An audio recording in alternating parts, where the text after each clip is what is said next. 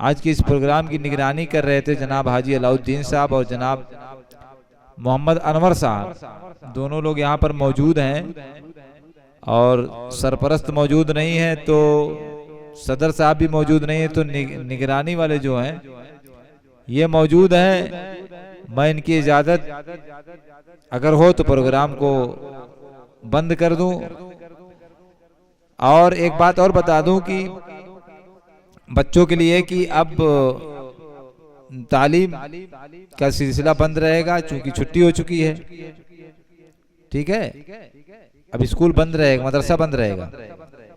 और दूसरी बात यह कि आज 11 शाबान नहीं 12 शाबान, तो शबे बारात आप जानते हैं कि बारात कहते हैं छुटकारे को। ये छुटकारे वाली रात है, यानी गुनाहों से छुटकारा पाने की रात है। इस रात में इबादत करना उतनी जितना हो सके इबादत करना। रात में जागना और बात है और जाग कर इबादत करना और बात है, दो बातें हैं। बहुत लोग जागते हैं, इबादत नहीं करते। तो जो सिर्फ जागता है उसके लिए कोई अजर नहीं है, जागना कोई अजर की बात नहीं है। असल जागना हो तो आप ऐसा के 1 घंटा बाद तक जागिए, 2 घंटा बाद तक जागिए, लेकिन इतना आपको यकीन हो कि अगर मैं जागूंगा तो फज्र मुझसे नहीं छूटेगी। अगर फज्र के छूटने का खतरा है तो आपका जागना बेकार है। समझ गए बात? नफल से ज्यादा बढ़ा हुआ मकाम जो मर्तबा है वो फर्ज का है।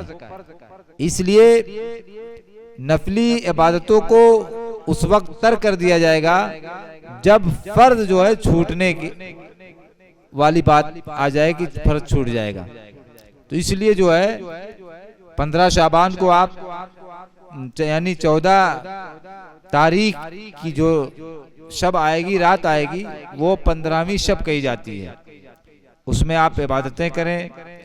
उसके यानी 15 शाबान को, उसके एक दिन बाद रात में आपने इबादत की और फिर सुबह में आप रोजा रख सकते हैं, रखना चाहिए।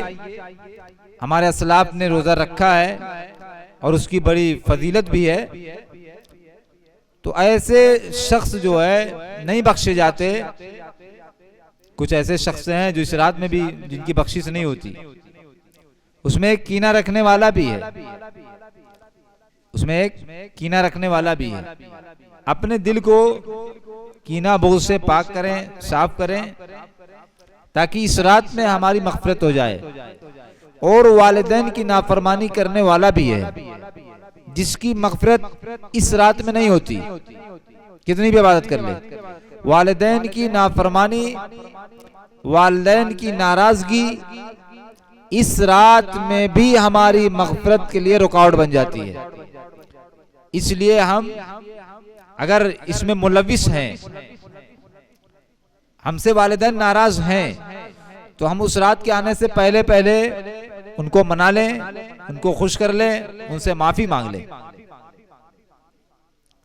ठीक है, अगर किसी से हमारा कोई मामला है तो हम रफा दफा करें और माफी तलाफी कर लें, ताकि इस रात के आने से पहले पहले हम फारिग हो जाएं। चूंकि इस रात के बाद जो अगला महीना आ रहा है, यानी शाबान के बाद जो रमजान मुबारक का महीना है, उसमें कुछ ऐसी रातें हैं जिसकी तैयारी के लिए रात दी गई है कि पहले ये सफाई कर ली जाए, उधर जो है चल के एकदम मामला साफ हो जाए। उसको शबे कद्र कहते हैं, जिसका तज़किरा कुरान में अल्लाह ने एक मुकम्मल सूरत नाजिल फरमाई। हर कैफ तो ये शाबान का महीना चल रहा है, जिसको हम लोग कहते हैं शाबानुल मुअद्दम। इस महीने की फजीलत बहुत बड़ी हुई है। अल्लाह के नबी सल्लल्लाहु अलैहि वसल्लम रमजानुल मुबारक की तैयारी शाबान से, बल्कि मैं यूं कहूं रजबुल मुरज्जब से शुरू कर दिया करते थे। आज हमारी तैयारियां कहां तक पहुंची हैं? हम घंटे जोड़ रहे हैं। अच्छा, पिछले साल 14 घंटा रहना पड़ता था रोजा, अच्छा आपकी 13.5 घंटा रहना पड़ेगा। ये जोड़ रहे हैं, यही तैयारी कर रहे हैं। तो भाई इस तरीके से अगर हम तैयारी करेंगे तो पूरा शाबान गुजर जाएगा और रमजान मुबारक का मुबारक महीना हमारे सर पर आ जाएगा और हम कफे दस्त मलते रह जाएंगे, हाथ मलते रह जाएंगे, हमें कुछ हासिल नहीं होगा। इसलिए मैं आपकी तवज्जो को इस तरफ फेरने की कोशिश किया हूं कि आप मेरी बातों को तवज्जो से समाप्त कर रहे होंगे और इस पर अमल करेंगे। हाँ, हमारे सामने रमजान मुबारक का मुबारक महीना है। इसी तरीके से जो हिफ्ज वाले बच्चे हैं, खास तौर से उनके लिए ये महीना और इसके बाद वाला महीना बहुत ही अहम है। कुरान की तिलावत छूट जाने से कुरान मजीद छूट जाता है। समझ रहे हैं? कुरान मजीद की तिलावत छूट जाने से कुरान मजीद ही छूट जाता है।